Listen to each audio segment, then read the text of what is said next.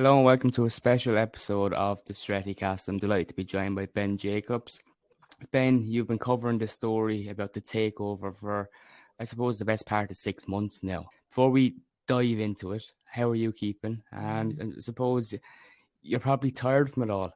I think takeovers are tiring, especially when they play out this publicly. And I'm good. I've enjoyed a lot of the season so far. I think Manchester United had as well, but suddenly it's got a bit nervy after those back-to-back defeats against West Ham and Brighton before that. And nerviness is probably a decent word as well to describe how Manchester United fans are feeling about the coming weeks. There's trepidation. Are the Glazers going to stay or go? Part of that conversation whether Glazers are going to stay or not, there was kind of whispers maybe some months ago that things were going so well on the pitch that they were kind of thinking we might stay around a bit longer.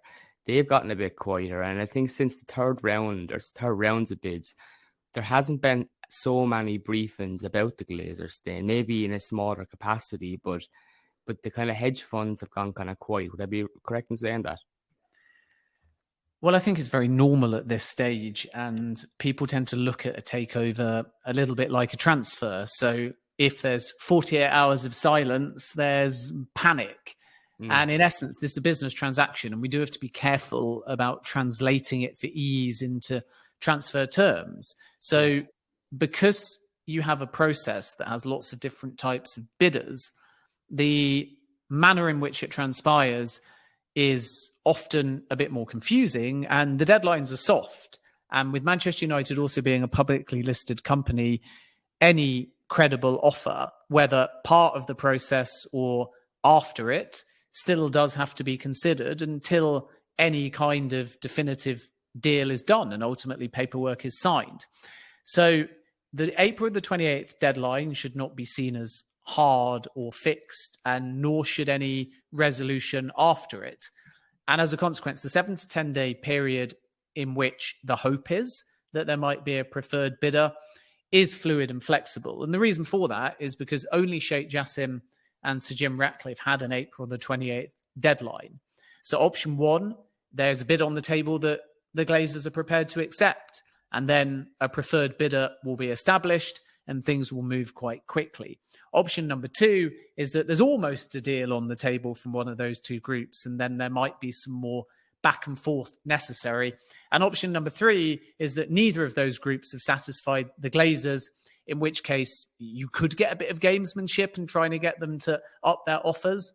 Or if the Glazers are genuine that they want to go in another direction, that's when the strategic investors come into play. And because they haven't had a deadline of April the 28th, in essence, whoever is deemed to be the most viable from a group that includes the likes of Sixth Street and Carlisle and Elliott Sports Management would obviously need some back and forth with the Glazers in order to determine if it's a finance-based deal that is structured in a lending sense, or whether there's going to be preferred equity, or whether there's going to be a mixture of financing and potentially minority investment. And that, again, takes a little bit of time.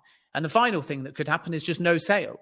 So because you're dealing with financiers and those that want minority investment, and also groups that might be prepared to not only partner with the Glazers, but potentially also Sir Jim Ratcliffe, and if he was open to it, Sheikh Jassim, although there's no indication that he would desire to go down that route. So when you add everything up, and each group is a little bit different, and some of the minority investors or financiers are prepared to be flexible and work with multiple groups, it's difficult to just say something is going to happen on this date at this time. Simplest solution, outright sale. Sheikh Jassim proceeds, buys 100% of the club, and then would hope to be in before the transfer window opens. Almost as simple. So Jim Ratcliffe comes in, wants control of the football club, maybe coexists with the Glazers, maybe just takes the 69%.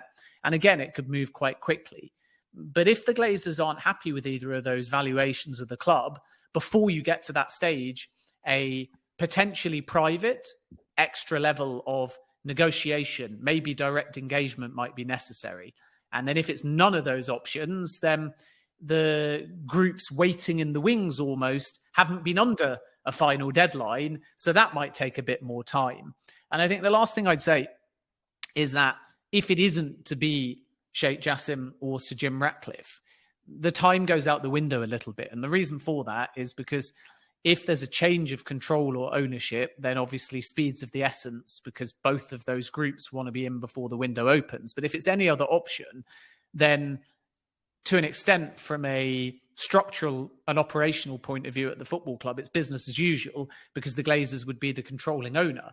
So if Carlisle or somebody like Elliott, who want a small minority stake, were to be the chosen route, then if it happens when the transfer window opens, ideal. But if it doesn't, because the Glazers are still running the football club, there's not as much urgency, because there's not an actual transition. There's a change in shares and, to an extent, dynamic, especially if 2 of the Glazers stay and 4 of the Glazers end up going, but it doesn't affect the business. Whereas the reason why Sheikh Jassim and Sir Jim Ratcliffe want to be in ASAP, basically yesterday, is because that is a completely different controlling or outright owner. And if they're not in by day one of the transfer window, they're at a disadvantage. So their whole approach, you can see already, is very, very different to the Glazers. But from your understanding of the bids so far, and it's heard around the bids, what's obvious so far what Sheikh Jassim is offering? Well, Sheikh Jassim is bidding for 100% of the club, and that means that first he must take the 69%, and that is this process, and then he must assume the rest of the shares. And there shouldn't be too much of a complication doing that. It does take time, but in essence, in this process, because Manchester United is a publicly listed company, everyone must value 100% of the club. So the numbers you're hearing, and I'll just use 5 billion for the sake of maths, are the 100% club valuation, which means, again, for the sake of the maths, if Sir Jim Ratcliffe chooses to buy 50% of the shares at a 100% club valuation of 5 billion, then his outlay is 2.5 billion. And I'm not saying take that as the offer. I'm just using that because it's the simplest way of doing the maths.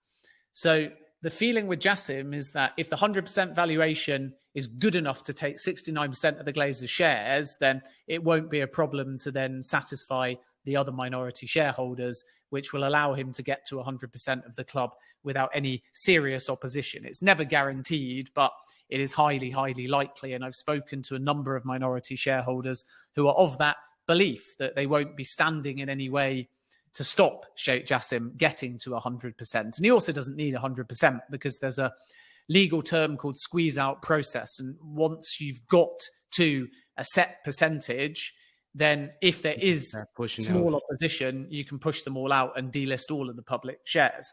And then Jassim's offer has confusion, to be perfectly honest with you. And as I've reported over the course of the last 2 weeks or so, on the Jassim side, they state very clearly that they're confident in their bid and always have been. And they're not surprised if Sir Jim Ratcliffe is higher, because when you're bidding for a slightly smaller stake, especially at this value, you might well choose to value the club at a larger amount because you know that your outlay is a bit smaller. But they say there's not that much between the bids. So Jim Ratcliffe is thought to be pushing $6.5 billion, which is about £5.2 billion. And the Jassim bid argue they're around the 5 billion mark for 100% of the club, of which they would pay 69% to the Glazers, but they would then proceed to still take 100%. So their outlay actually would be about 5 billion. Whereas once again, if Ratcliffe only ends up with 50%, then his outlay is half that. So there is a big difference between what they actually would spend. And then Jassim has chosen voluntarily to specify pledged investment on top to the tune of 0.8 billion pounds or $1 billion. And that is admirable and it's vital to Manchester United, but it's not necessary or relevant to this process. So Radcliffe hasn't done that, but he will also still make pledged investment. So all in, you can argue approximately that the Jassim bid, inclusive of pledged investment and debt, is somewhere in the region of £5.8 billion. But the confusion is that those on the selling side have been adamant in the last week that it's an all-in number, which means that it isn't 5 billion plus 0.8. It's actually 5 billion all in, inclusive of the pledged investment, which is being used to inflate the overall number. Now, if that is the case, and there's two sides to every story, then the Jassim bid would be not just lower than Ratcliffe, but significantly lower than Ratcliffe. And this has been one of the challenges covering the takeover, the confusion and the games, because one side, if you like, talking to sources, is obviously not giving a clear picture.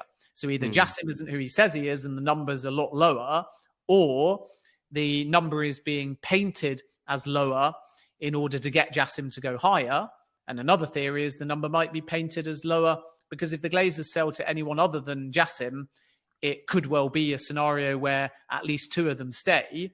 And the last thing that they will want, if they're to stay, is to create a scenario where everyone acknowledges there was a higher bid that was rejected and a lower number was accepted, which allowed them to stay. They will want to turn around if they stay and say, we're staying because we're invested in the football club and we're staying because it was the best offer on the table. So there's all kinds of reasons why we're getting the games. And as a journalist, all you can really do is provide both sides. And if Jassim wins, it will either be because the number was always healthy and competitive, or it will be because Jassim lowballed and then chose eventually to pay what it takes to win the process and take the football club. And we may never know the answer to that. So it's been a very confusing landscape over the course of the last kind of 7 days or so. And it's really easy in this process to just be Team Jassim or Team Ratcliffe and forget about the other investors that potentially might end up being significant in this process. And I think the better way of looking at it is to try and understand the process, to try and look at it from all sides, and now to be a little bit patient in order to wait and see if a preferred bidder is named. Yeah, we do have that strange aspect on social media that we have kind of almost a split of people being Team Jassim or Team Radcliffe. You know, what I don't understand is we've got two bidders, in my opinion, that don't really look too appealing to me. And neither of them have gone to the effort of reaching out to fan groups and, you know, trying to explain what their plans are to fans. So I find it, you know, baffling that people are so invested in either individual or either individual group. Just on Sheikh Jassim, Ben, there seems to be lots of uncertainty. I seen one journalist mention that sources close to him were unable to confirm his age, and there's a number of things, but they're also arguing that they're not state backed. Would it be incredibly naive of people to fall for that?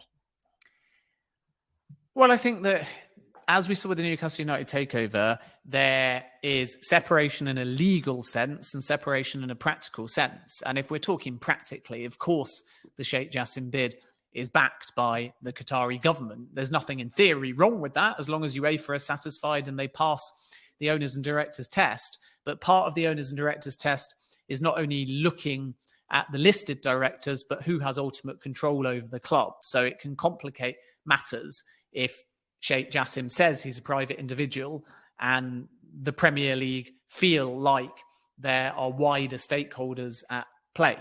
And obviously then, going forwards, if Sheikh Jassim's successful, the Glazers leave and the celebration of their exit dies down, fans will also have to be aware that regardless of whether Sheikh Jassim is a private individual or directly operating on behalf of the government will have an involvement and they will use Manchester United for their sports vision. And those that are critical of it will call that sports washing. And those that are a bit more open-minded will look at the sports strategy, and Saudi Arabia and Qatar both have one for 2030. And some of those aims are about not relying on the oil and gas industry and generating business from other sectors, about creating jobs through sport, and there's other sectors like entertainment, about promoting tourism through sport, about bringing sport to Qatar, about creating a post-World Cup legacy. And when you say it like that, it all sounds very logical. And there's lots of countries all around the world that use sport for exactly the same purposes. But there is this nagging doubt of sports washing, and also this bigger picture of Newcastle and Saudi Arabia and Qatar and potentially Manchester United and Abu Dhabi and Manchester City. And suddenly it all looks a little bit political and potentially murky. So I think everyone has to take an open mind, and this is where transparency is key. So the next thing we have to understand if Sheikh Jassim progresses is who else is on the 9-2 Foundation, where exactly is the funding coming from, and what going forwards are they going to do to engage with the media and the fan base. And if you look again at Newcastle United, when there was a big furore over the takeover, the Premier League had opposition, there was a piracy subplot as well. Newcastle United, on behalf of PIF, now the owners, were consistent, stating they had nothing to hide and they were transparent. Post-takeover, even though Newcastle are flying and it's great to see, and the fan base can enjoy their football, we haven't heard one word from Yasser Al-Rumayyan to media, and he's the Newcastle United chair, representative of the majority owners. So it's really easy before a group comes in to say all the right things. And of course, at the moment, there's support for Sheikh Jassim because it's a clear pitch that says no debt and the Glazers leave. Yes. And that's what Manchester United fans want. And it's also very easy for anybody in this process. Even I could do it, to just say, I've got the money and I want to transform everything about the football club. I want to modernize it. I want to give Erik ten Hag tons of money. I want to buy Harry Kane. I want to buy Victor Osimhen. I want to invest in the women's team. I want to invest in youth. You're sticking your neck out there, Ben. You'll have a few people following you up on that one. That's it. And I'm going to bid 6.5 billion. Give me the football club. But that is just words. And when you bid versus when you come in, they're still two completely different things. So this is where Manchester United fans have to ensure that, as well as looking at this as Glazers out, they frame everything around who is going to come in and what they're going to do, not just in terms of words, but practically. Are you going to meet with supporters' trusts? When you say it's pledged investment, what are you going to spend it on? Because actually, 0.8 billion in pledged investment is not a lot when you consider what needs to be done at Manchester United. So that scrutiny is important. Yeah. But in essence, and I've lived out in Qatar, so I understand the politics and the dynamic at play. Sheikh Jassim is a private individual, and the 9-2 Foundation is a brand new vehicle to facilitate a sale of Manchester United.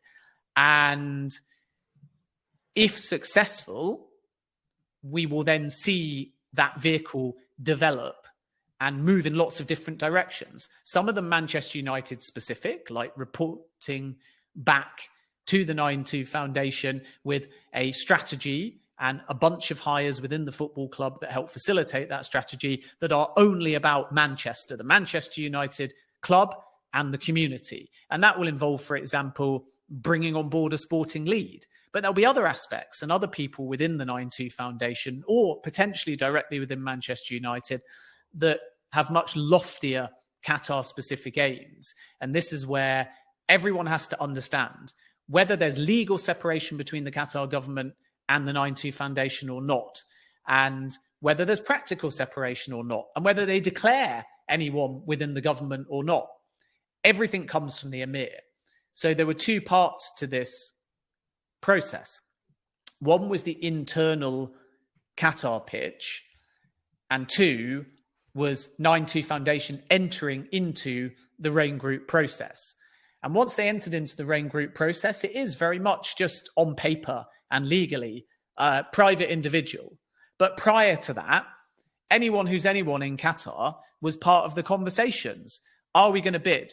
Do we want minority, or do we want majority, or do we want outright? Who's going to bid? Where's the money coming from? And it was exactly the same, by the way, when Cristiano Ronaldo joined Al Nassr. And if Messi does end up going to Al Hilal, the club is Al Nassr, but the strategy and the money came from a much broader pool.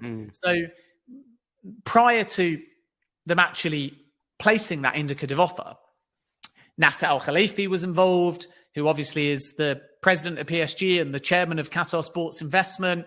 No doubt the Emir or his people were aware of it, because you're not going to succeed with this venture unless the Emir knows about it.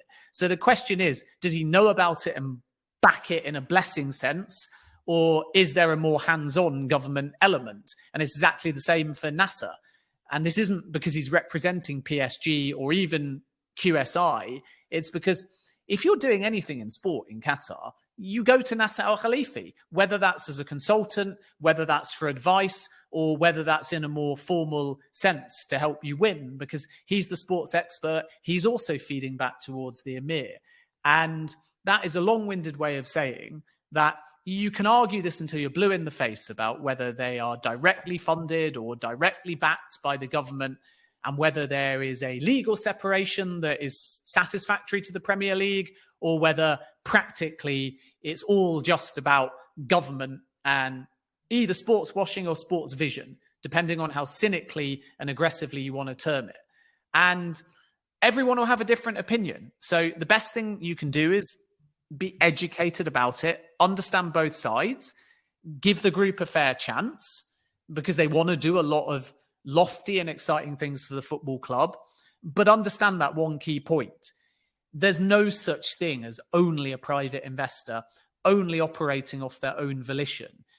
With a sale of this magnitude, there is always government in some capacity there in the background. I suppose when you're talking this level of money, there would have to be, talking 5, 6, whatever they end up agreeing to at the end. It's beggars belief really how a football club can go for that money. Ben, before I let you go, a question that a lot of people were kind of sending in was, what way are you feeling right now about how it's going to go? If you were to take an educated guess, what way this could go in the coming days? Yeah, I often get asked that question. We shouldn't really take educated guesses as journalists, but I'll give you the to the best of my ability, really. As we've known throughout the process, there's always been a twist. We had the second round of bidding where the groups both confirmed that they'd bid, and then they hadn't. We had the third round of bidding where Qatar's offer was X, but then sources close to the selling side said it was Y.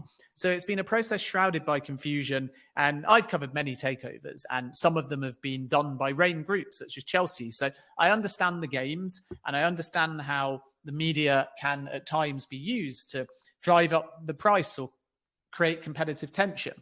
But you get different kinds of media, and some will go on a headline, and some will obviously be very close to the club side, and others will be close to the Qatar side, because some journalists will be living and operating out of Qatar, or like myself, will have lived in Qatar. Other journalists will be very familiar with Ineos, particularly, for example, if they're based in France because of the Nice connection. And one or two will be very in with Manchester United. So maybe get more of a seller perspective as opposed to a buyer perspective. And it all depends, therefore, on what you read and what the outlet is reporting. And that's not to say that anybody's intentionally trying to give you a false perspective. No. It's just the reality of the situation. And the most accurate reporting is often in many ways sitting on the fence, because this isn't a transfer, it's a business transaction. So it has a series of steps and permutations, and it's better to understand the steps and permutations than jump ahead of the steps and permutations and say, so-and-so is going to win. And anyone can take an educated guess and say, Qatar's going to win. If Qatar's going to win, they put their hand up in the air and say, I was right all along. But that doesn't mean that that's responsible reporting, because you've jumped ahead of where the process is actually at. So all of that said, my feeling with Jassim is that if he is who he says he is, then that group will not allow themselves to just walk away. And if that means going higher, or if that means going direct to the Glazers and almost bypassing the process, a large part of me thinks they'll do that. And I say that because I've lived and worked in Qatar. I know how ambitious they are. They don't like to lose. But obviously that's contingent on Jassim being who he says he is and having the money in place. And that scenario will only happen if there is basically some kind of state backing or blessing. At which point they won't want to lose. And they'll do everything in their power to keep within this race. And that may well mean upping their offer if it isn't already competitive. And to reiterate, they've said all along that it is competitive. So I still think that Jassim cannot be discounted. And it wouldn't surprise me if after all of the games that Jassim is there. And if the Glazers, which is the key question that we've never had answered because they've not shown their hand, if they genuinely, for the right number, will sell as a 6, then I think that Jassim stands a very, very good chance of becoming the preferred bidder. And that's the thing that we constantly overlook in this process, that there's an S on Glazers. There's 6 of them. So if actually 2 of them want to stay, then the flip side is Jassim doesn't stand a chance because it's an all or nothing bid. He's not prepared to do anything where 2 of the Glazers stay. And I think that Jim Ratcliffe has never wanted to go head to head with Jassim because he knows in a head to head race, if they were both going for 100% of the club, he would probably be outbid. And that's the thing that, again, we need to reiterate, that Ratcliffe's club valuation can be higher because he's looking for less of a stake. And that's very normal in any takeover. If Ratcliffe was told it's 100% or nothing, then I think his bid might well be lower than Jassim, which is why, again, the club valuation can be a bit deceptive because you've got one party saying, I'm bidding X and I'm paying X. And you've got another party saying, my club valuation is X, but I'm only actually going to pay Y. And because Y is a smaller number, the X can be a little bit bigger. So we can't get too drawn into the numbers at this point. But what Ratcliffe has done, which is quite smart, is he said, I think 2 of the Glazers want to stay. And why has Ratcliffe said that? Because he met with the Glazers prior to this process starting, and he walked away thinking a sale was not possible. So if he is in a position where he doesn't want to go directly head to head with the same kind of structure as Jassim, because he feels like then it's highest bidder wins and he would lose, he pivots to this flexible strategy of saying, I'm prepared to do lots of different things. I'm prepared to take the 69. I'm prepared to take 50 and let 2 of you stay. I'm prepared to talk about whether staying means you can then leave at a later date on your terms, or whether we can put in an obligation which would be his preference, where he can take the shares off them by 2026 is the feeling. But this means that there's no real clarity to the bid. And there's still this nagging question of Jassim is debt-free. How much money is Ratcliffe going to have to borrow to facilitate all of this? And although Ratcliffe says that the debt is saddled on Ineos, not Manchester United, I think the clearest pitch is still Jassim, 100% debt-free, as long as, again, that is legit and the offer that he's placing is competitive. So the 2 groups are very different. Ratcliffe is flexible. He wants control. He's prepared to work with the Glazers and play on the fact that 2 of them might want to stay. And Jassim is more about, give me all of the club, and I've got 4 Glazers that would love to just exit. So he's playing upon that. And it's a fascinating tactical battle. And then you've got Rain Group in the middle, probably quite exhausted and worn out, trying to facilitate the process. And they're not the decision makers. And at this point, the Glazers have not had those direct conversations with either group. So there's a middleman effectively. And that complicates things as well. If it was a job interview, is that why we're seeing a bit of a delay? Is that why the likes of, say, fans, Gary Neville alike, are quite annoyed by the Glazers right now because it's just delaying things with a transfer window coming up? But you mentioned this middleman, and that must be a real complication with time. Yeah, I mean, in fairness, I call Rain a middleman. They're an experienced merchant bank, highly respected and trusted by the Glazers. So I don't quite mean it like that, but it's more, if you want a job, stage 1 might be with HR and stage 2 might be with the hiring manager. And the Glazers are your hiring manager. So until someone talks to that hiring manager, however much HR know the job description and are qualified to recommend a decision, until you talk to the hiring manager, you're never going to sign a contract to get a job. And it is a slightly superficial comparison, but effectively it's that. Rain are there to facilitate the process and advise the Glazers and filter out those that are not credible and get this to a point where a deal can be signed. And that includes the meetings in Manchester, that includes the due diligence, and ultimately it includes Rain consistently talking to the Glazers as well to have a sense of what they're feeling and feed that back to the suitors. But eventually the Glazers are going to have to directly show their hand, and eventually the groups may want to speak to the Glazers, particularly Sir Jim Ratcliffe, because obviously there might be a scenario where he has to coexist with them. Jassim may say, if we never have a conversation with the Glazers, who cares, as long as our offer's accepted? But at some point, the Glazers have to show their hand, and that's where we're at now. And because it's so complicated, and because it's going to be a world record sale if it happens, and because there's so little volume of suitors as well, which is a factor. So the Glazers are not like Chelsea, where they've got 4 or 5 groups that are all going to compete and drive the price up. There's all manner of factors at play.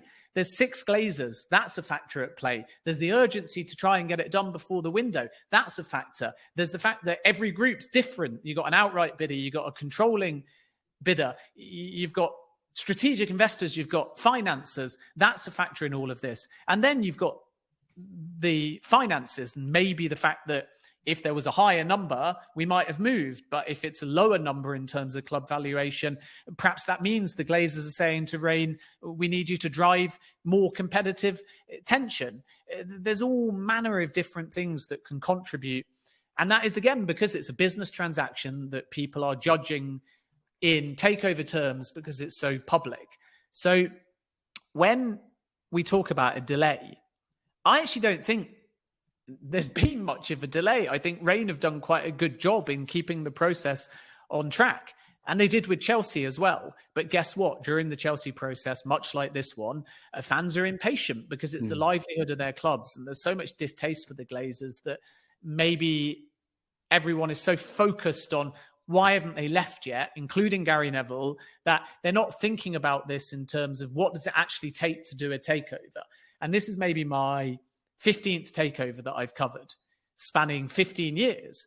And every single takeover, bar Chelsea and Manchester United, that I've ever covered, from start to finish, has taken 9 months or so as an average. It's like having a baby. And this one's 6 months. Chelsea was 3 months. So if you look at it only in terms of a soft deadline and then you're feeling from the media that it's going to take 7 to 10 days to resolve itself, then yes, there's been a delay. But if you look at it as how long does a takeover take? It's 9 months. And if you're a Newcastle fan, it's 18 months. So when I think back to the Man City takeover, when I think back to Leeds' ill-fated Middle Eastern takeover by a Dubai and Bahraini wealth fund, or when I think about John Textor and Leon, who missed about 4 deadlines before finally coming in. All of these were 9 to 18 months. And Manchester United has been 6 months and Chelsea was 3 months. So it's easy to scream delay because there's a timescale now whereby Jassim and Ratcliffe want to get in by when the window opens in early June. But there's also that standard takeover process, which unfortunately just does take time.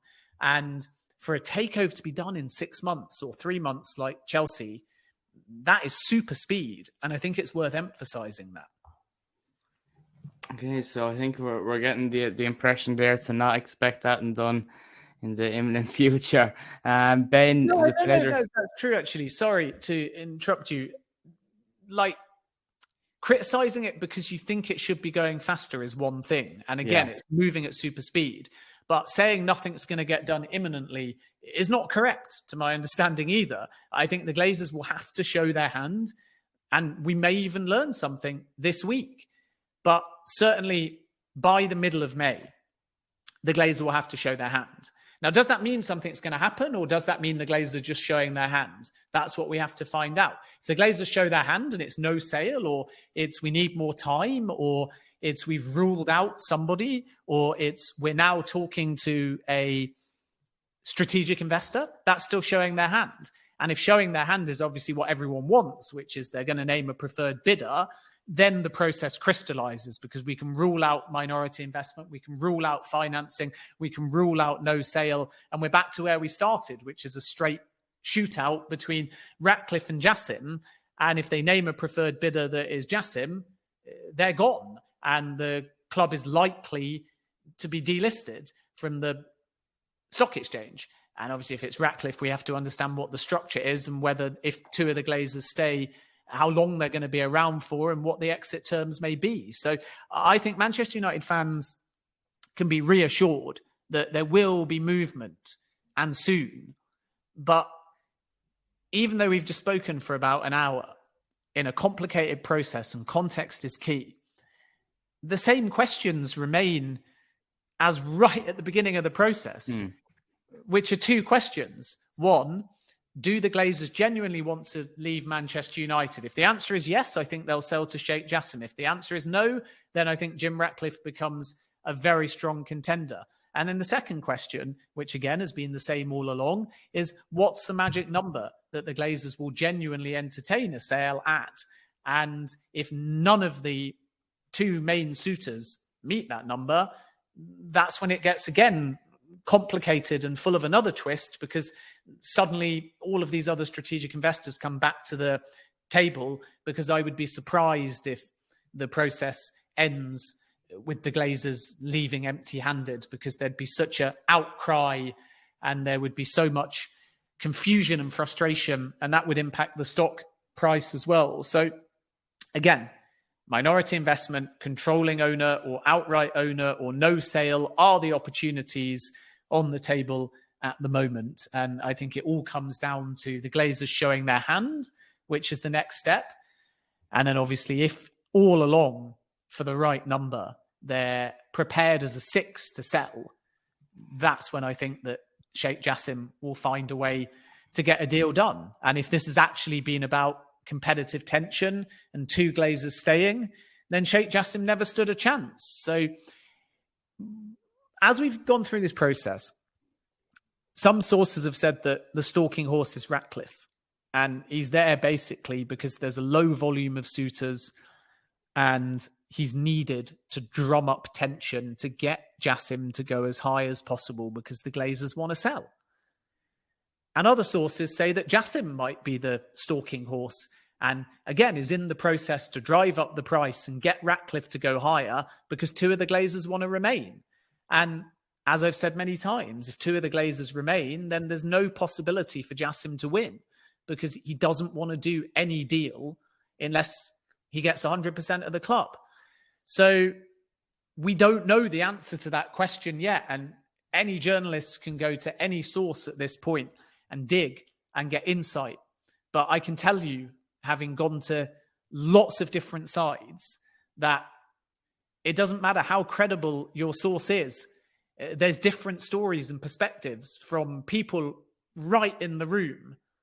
So there's clearly a bit of a game going on. And that probably tells you that throughout much of this process, the six Glazers haven't been unified. They haven't been fully decided. And now, because the window is coming and the season is ending, they have to have an approach, which is either going to be a split, 4 leaving and 2 staying, or 6 going. And that is the only really thing that matters, because if 6 go, I still think Jassim will find a way to own Manchester United Football Club. But if 2 want to stay regardless, then Jassim may as well give up, because he's not prepared. And I say he, I mean the 9-2 Foundation, are not prepared to be flexible. At this point, if the Glazers haven't decided yet, then, or fed back that decision, then everybody is unfortunately in the dark. And that's where we are at this point. In the dark. We want to see that light, Ben. Ben, it was a pleasure getting the updates from you today. Thanks so much for joining us on the Stratocast. Yeah, absolute pleasure. Keep up the good work, and hopefully we will bring some clarity and a preferred bidder over the course of the coming days. Fingers crossed. Thanks a million. Thank you.